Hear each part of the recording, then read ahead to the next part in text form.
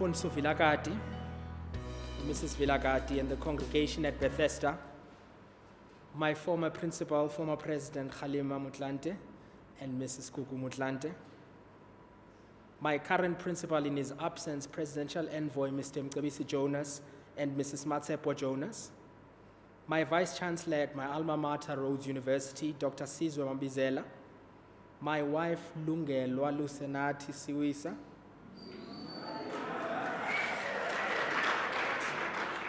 my parents, Mr. Inza and Mrs. Nolundi Siwisa, my parents-in-law, Mr. Mncedi Singozwana and Mrs. Lulu Ngozwana, umakhulu Magadebe noma Mthembu noma Xaba bangasekhoyo, my confidant and wise counselor umakhulu Mangwana nogesi, omakazi nomalume nodabawo notatomncinci abakhoyo apha nabangakwazanga kuza, and my extended circle of siblings bakwaSiwisa nabakwangozwana, abazala bethu abakhoyo nawo wonke umlisela nomthinjana weliswe lakowethu molweni.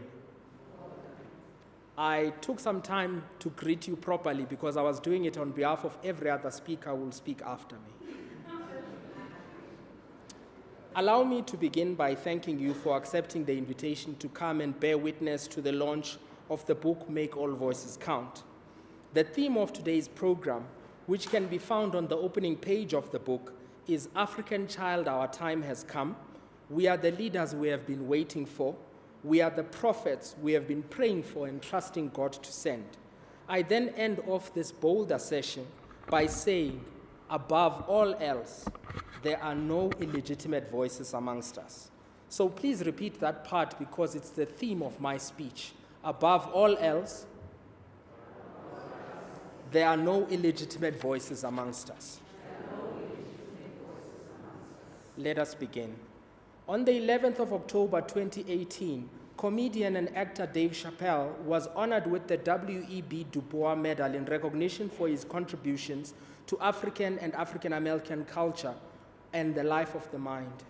In his acceptance speech at the Hutchins Center for African and African American Research at Harvard University, Dave spoke of the need for stand-up artists to take the latitude to speak truth to power and society at large without fear of censure or violence. These are the healing truths Mfundisi was talking about. He said nowadays we live in an age where artists are expected to speak with the precision of lawyers and politicians, which is wrong because they are not.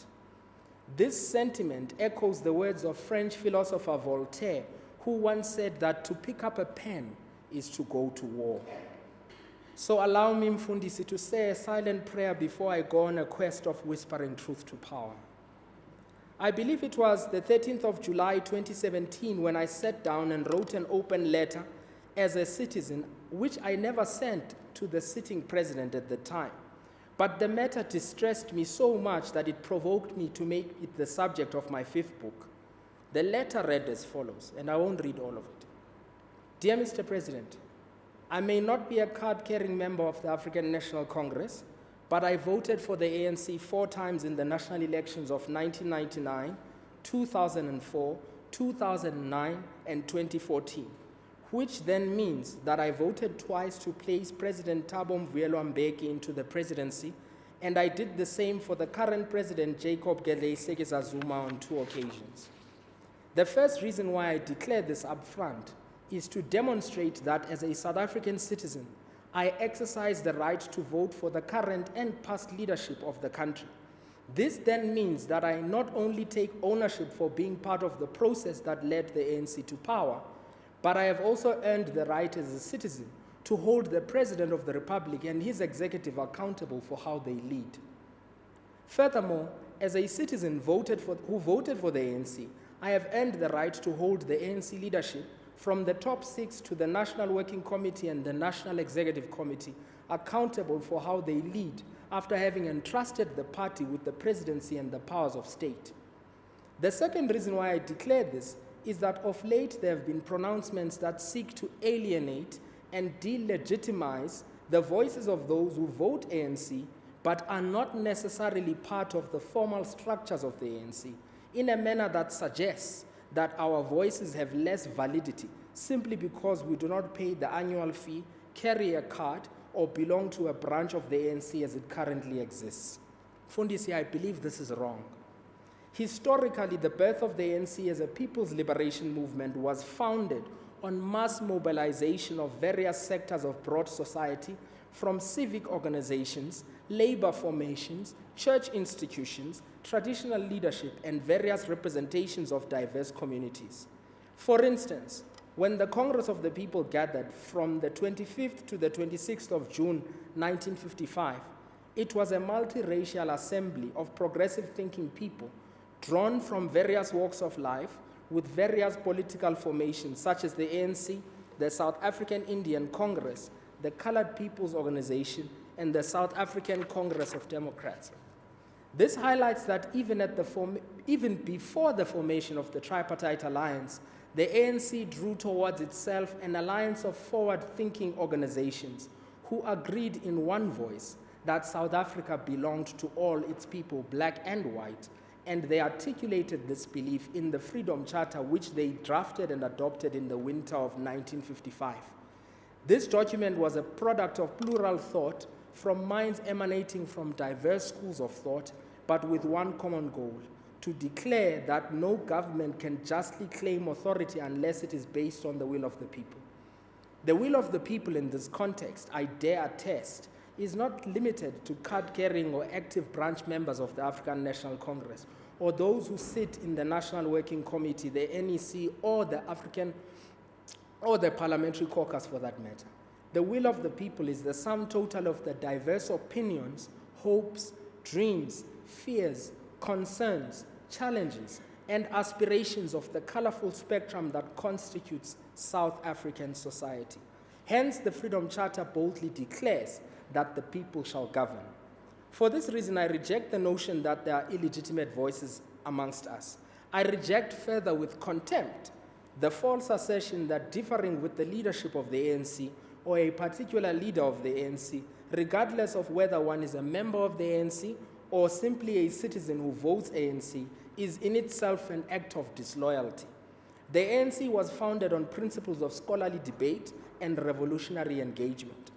This is made evident by the insistence of the organization under the past leadership of Honorable Oliver Reginald Tambo that all cadres undergo political tutelage, including those who were destined for military training in Umkhonto weSizwe, in order to understand the history and the heritage of the liberation movement.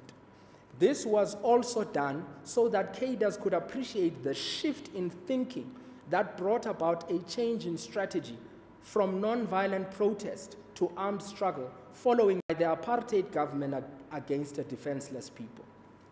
I believe that it is the gradual sidelining of differing voices and the deliberately misleading practice of mislabeling these voices as voices of dissent that has brought us to this place in history where the ANC is a shadow of its former self, where factions of hyenas run rampant, where prides of lions used to stand. Let me pause here, Program Director, and explain that when I wrote this letter in 2017, South Africa had just been downgraded by international ratings agencies, and the Minister Pravin Gordhan and his Deputy Minister Mcebisi Jonas had just been summoned from London, which set the stage for a midnight cabinet reshuffle, which came to be known in the media as the Night of Long Knives. There is much that has changed since then. Through great difficulty, the ruling party was able to remove former President Jacob Zuma, who, in my view, was the protagonist that presided over the deterioration of the ANC since former President Thabo Mbeki was recalled. But having said that, the pervasive nature of the rot is such that it would be intellectually dishonest to say that removing him, though necessary, will magically restore the ANC to what it was before, when it enjoyed respect as the former liberation movement under the presidential terms of President Mandela, President Mbeki, and President Butlante. Through prayer, petition, and negotiation, the ANC succeeded to elect Comrade Cyril Ramaphosa as its new president, which ushered in a period of hope for South Africans at large. He began his term of office as our president early due to the removal of former President Zuma, and he immediately began to precipitate a change in mood within the country. from his 5-kilometer walks that demonstrated that our new commander-in-chief understands that a healthy body leads to a healthy mind. Mr. President, there is a new boldness that is slowly returning to the movement, which can only take root when we once again encourage plural thought and unity of command. It's just that we are coming from a recent era where the celebration of mediocrity and the cult of personality within the movement caused the best to lack conviction and the worst to be full of passionate intensity. If you've read Things Fall Apart, you'll understand that's a reference from that great book. The declining numbers in the recent national and provincial elections are a reflection of the extent to which we have strayed from where we were before. So if my father would challenge me to map out a 4-point plan to rebuild South Africa, I would say to him that in my view, the first challenge that South Africa faces is restoring the confidence of the electorate in elected leadership. This, I would argue, is even more important than winning the confidence of investors. Because if citizens of a country have no confidence in the elected authority, they are less inclined to invest their hard-earned savings domestically, and they will constantly look for better prospects abroad. The second challenge that South Africa faces is restoring the citizens' confidence in the justice system and the rule of law. If there appears to be a separate set of laws that apply to the wealthy and the political elite, which is different to the law that governs the affairs of ordinary people, then it means, Mr. President, that our justice system is not just. I'm aware of his pity-pity that are happening right now, but I'm not going to deal with them. I'm going to deal with the root cause and not what is symptomatic of the root cause. The third challenge that South Africa faces is the need to raise the standard of 3 key roles in society: the role of a teacher, the role of a police officer, and the role of a nurse. Teachers are the primary gatekeepers of our children's dreams and aspirations. Before the institution of Bantu education in South Africa, there were mission schools in our country that provided quality education to a generation of black children who grew up to become leaders that were at the center of the struggle for liberation.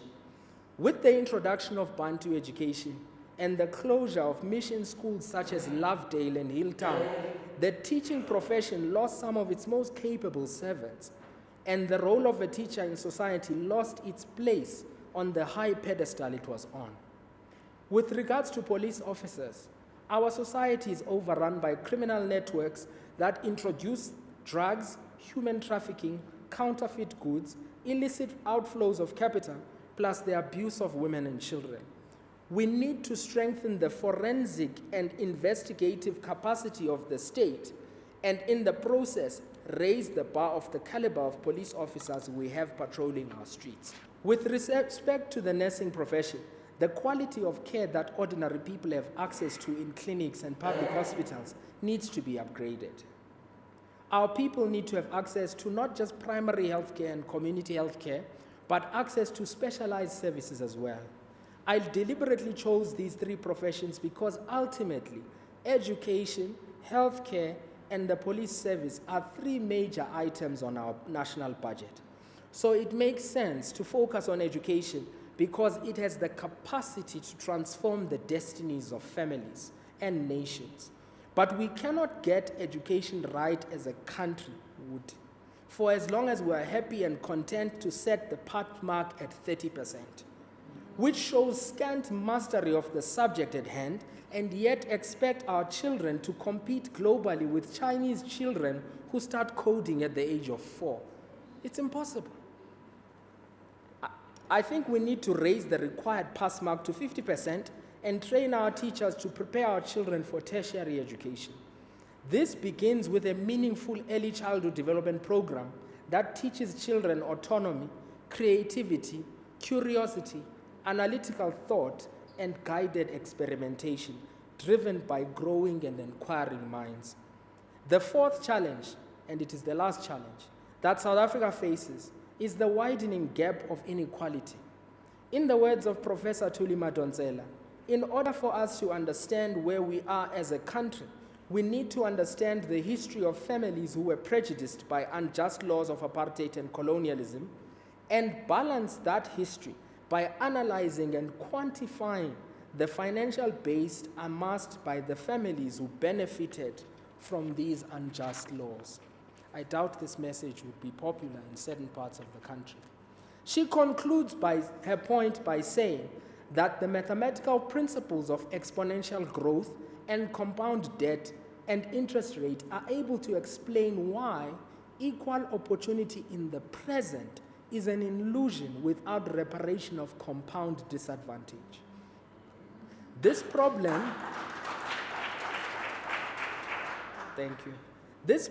can be traced back to the series of compromises we made at the negotiating table in the multi-party talks that were a prelude to multi-party democracy, where we secured constitutional liberties for our people at the expense of leaving the patronage networks of white privilege untouched and free to continue accumulating wealth built upon exploitation of black labor and expropriation of land rich in mineral resources. We cannot run away from the need to redistribute wealth that is held by trust funds and multinational corporations. Where the law was perverted and used as an instrument of dispossession, we must now restructure and rehabilitate the law and use it as an instrument of redress. This can be achieved by raising the corporate and trust fund tax regiment in order to mobilize resources to create a sovereign wealth fund. This fund would then finance education, innovation, and social entrepreneurship programs that bring about material social change. So with regards to rebuilding South Africa, I would focus on 4 things. Rebuilding the confidence of citizens in elected authority, rebuilding the confidence of citizens in the rule of law, raising the standard and profile of education, healthcare, and policing, and number 4, redistribution of wealth and closing of the inequality gap by creating a sovereign wealth fund. This by itself will not increase our gross domestic product overnight or our year-on-year growth and make it job creating. However, I chose these 4 variables because until such time that South Africa can create an environment where there is an overwhelming national sense that we are led well, well-governed, and on the way to being cared for better, educated better, and better protected, there is no foreign investor who will invest in an economy where the domestic citizens themselves have no confidence. We need to build an atmosphere of patriotism where ordinary citizens feel that they are led with genuine interest and intent. We need to rise to the top of the voices that are clamoring for our citizens' attention, not because we are the largest in number and therefore shout with the loudest voice. On the contrary, even when we whisper, our voices must resonate and rise to the top on the basis of critical content and coherence. Amandla! Former President Thabo Mbeki once said something in closing. He said, "I am ready to defend at the top of my voice your right to differ with me at the top of yours." It was appropriate for us to raise our voices during a time when our voices were constrained by oppression, banishment, and violence. And indeed, we did so both in voice and in song.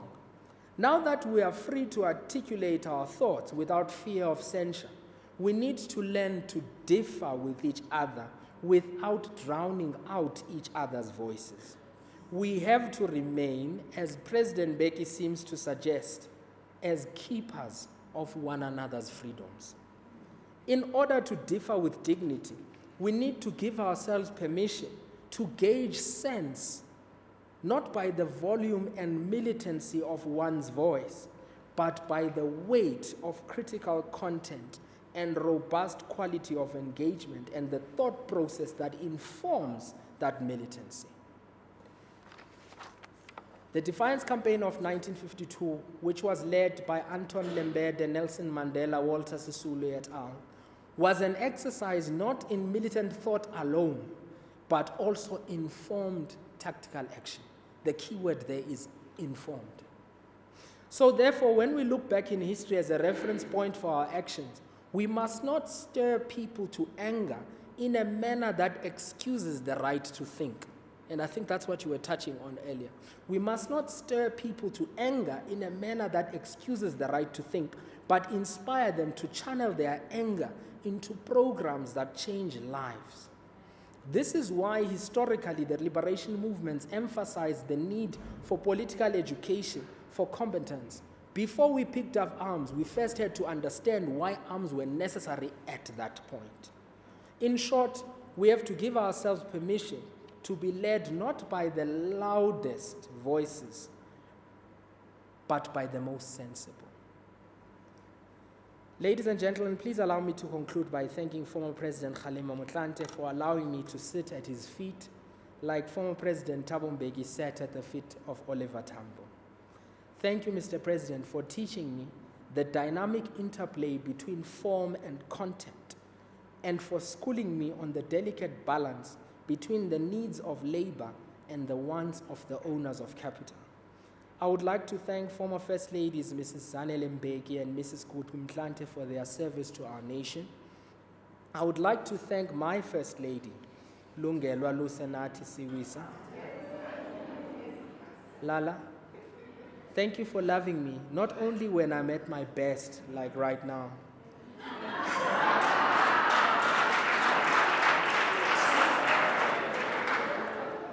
Enkosi Matiane, for always reminding me who I am when I begin to sink under the weight of anxiety and expectation. I would like to thank my parents, Mr. Intsakositsile Vuisile Siwisa and Mrs. Maureen Pearl Nolundi Siwisa, for firstly giving my siblings Nomba, Samhlange Nkululeko, Sibangilizwe and Salatiso, for first giving me my siblings.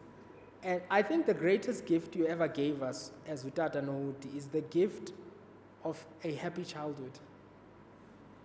I always took it to be ordinary that every child grew up under an environment where there was a roof over their head, there was food on the table, and there was love. And I discovered as I grew up that's not always the case. So I thank God for placing me in your care particularly. If I could choose again, ngaphinde ndizoncanca apha kuwe.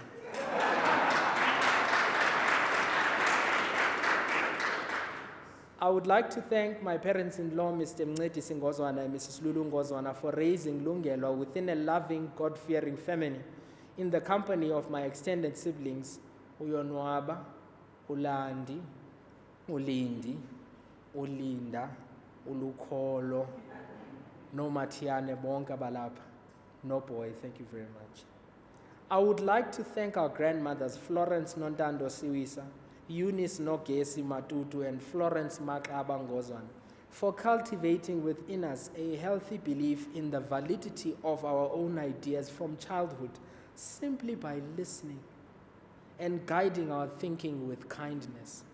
I would like to thank our extended network, Yo Malume, No Makazi, O Dabao, No Tato Mncinci, for being a living testimony that indeed it does take a village to raise a child. We are what Professor Bongani Khumalo refers to as a commonwealth of families. That includes the Siwisas, the Khumalos, the Vilakazis, the Mabizelas, the Gaylards, and the Matutu family. Please allow me to single out Utabao Nosipo, Umalumu Mvikeli, Umalumu Chain, Nomakazu Vyokazi, Umakazu Manesh, Professor Khumalo, Utabao Colin, Utabao Snambi, Nomakazu Tipu. To my mentor, His Excellency Mcebisi Jonas and Mrs. Matsepo Jonas, thank you for refusing to let tyranny triumph under your watch and for refusing to put a price on your integrity. You are one of the voices that helped to shape what the late Reverend Makhenkesi Stofile identified as glimpses of ideological clarity in my writing. You are a lighthouse in a storm. Thank you to my Vice-Chancellor, Dr. Sizwe Mabizela, for writing the foreword to my previous book, From Where I Stand, and thank you to Professor Shepard Mayatula for interrogating the concept document that gave rise to that book.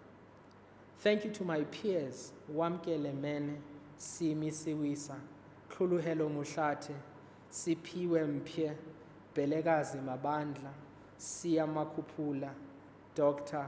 Babalwa Maolwana, and Tulani Ntuli. Thank you to Reverend Vilagati for opening up the doors of Bethesda Mission Methodist Church for this book launch. Ututidi Jakes, before I die, I want to run in the wild of my destiny. And I feel like today I've stepped into another dimension of that destiny. Enkosi Mfundisi. Mbasa, thank you for hosting this event with dignity. And Salatiso, I thank you in advance for being the voice that concludes tonight's proceedings. Mush, thank you for your artistic contribution. And Liz, I'm counting on you to make sure that I do my taxes properly. Thank you to Anele and Khutazo from Generation Z for enabling me to be part of the We Are Democracy campaign that sought to inspire and persuade young people to register and show up at this year's election. Thank you to Mandlakazi Mbete and Pearl Ntuli for preparing our coffee afterwards. Thank you most kindly to Tembela Mnute and Nandi Padlavana for preparing the holding room before this event. Thank you to Mutai for filming today's proceedings and Sivu for taking pictures. Thank you to Uput Vuyo, Usis Nomfundo, and the audiovisual crew at Bethesda. You guys rock. Thank you to Bulelani Mahlasela and Yonoma Babinza for availing themselves to sell the books today. Thank you to my friends Zandile Manana and his wife Palisa Manana. Palisa is the one who was hlabela when no one else had the balls to do it.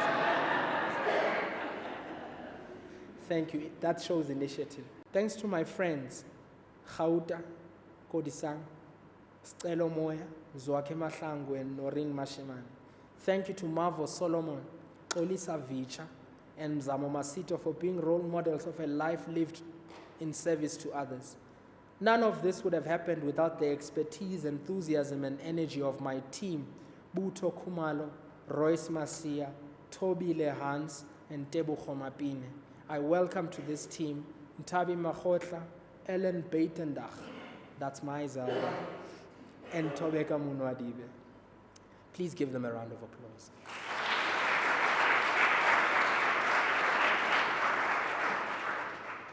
Thank you to my teacher, Kofi Kukwa, who taught me the true meaning of communication is to make value visible. Please, I trust he will accept a complimentary copy of the book as a delayed submission of my portfolio for the government communications and marketing program I did in 2017, which is the same year that I never sent that letter.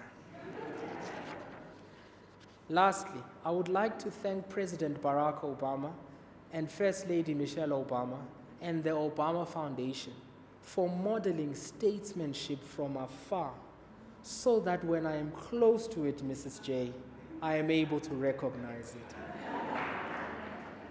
You see, statesmanship is not about titles. It's far bigger than that.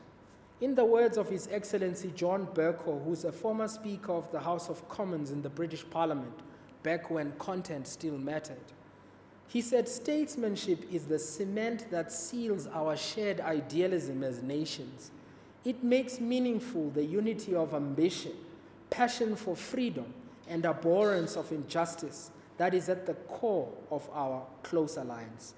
He then continues to say that this is done in order to protect those without wealth and to seek that precious balance between security, which is too often threatened, and human rights, which is too often denied. In a sentence, Matiane, true statesmanship testifies loudly that hope can ransom the world from tyranny, and it remains resolute, resonant, and ready to serve our people both at dusk and after dawn. Young people, there are no messiahs that are coming to save us from the quagmire we find ourselves in. We are the leaders we have been waiting for. We are the prophets we have been praying for and trusting God to send. Find your voice, own your voice, and tell your story to the world. I thank you.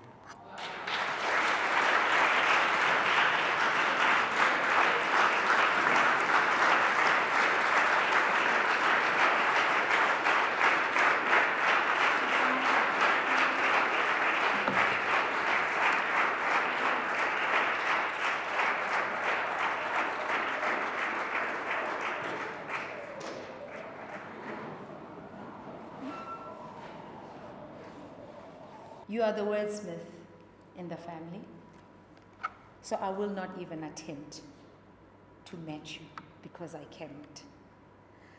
But I think as you were talking, I couldn't help but see myself going through a journey. You took us on a journey where you looked back at our history. You held the mirror in front of us and critically evaluated where we come from. You critically looked at some of the mistakes we've committed jointly, whether in power or in our respective little corners, where we expect things to be done for us. And those that are elected, some of the classic mistakes that they have committed that have got bigger consequences, as it were. You also took us through a journey of self-reflection. You quoted a few books. Things Fall Apart. One of the greatest, if not the greatest, I'm very biased, one of the greatest pieces of work that this continent has ever produced. We know that story, yet we see it repeated time and time again. You took us through that journey. You gave us a crash course in economics. Very basic, but just enough. Back to the basics of what runs the engine of a country. Demystified it. There's a lot of literature out there. There's a lot of talks. But you gave us a 4-point plan, the vision according to Sihlangule M. Particularly, the third point that you spoke of raising the standards of teaching, nursing, and policing in our country as one of the practical initiatives that we can invest in as a country to guide us forward. I like that. You're not just a barking dog, barking at a moving car, offering healing truths, Mfundisi wami. It doesn't help us pointing fingers all the time. You challenged us into the spirit of servitude. I believe the servant leadership that you spoke of, I don't know if you alluded to it or you spoke about it, that each and every one of us have got the responsibility of ensuring that, one, we have voices, and we make sure that those voices count above all else. I don't know about you, ndivile mina. Our voices count. No voice is bigger than the next. All of it works. But for them to count, you need to have one in the first place.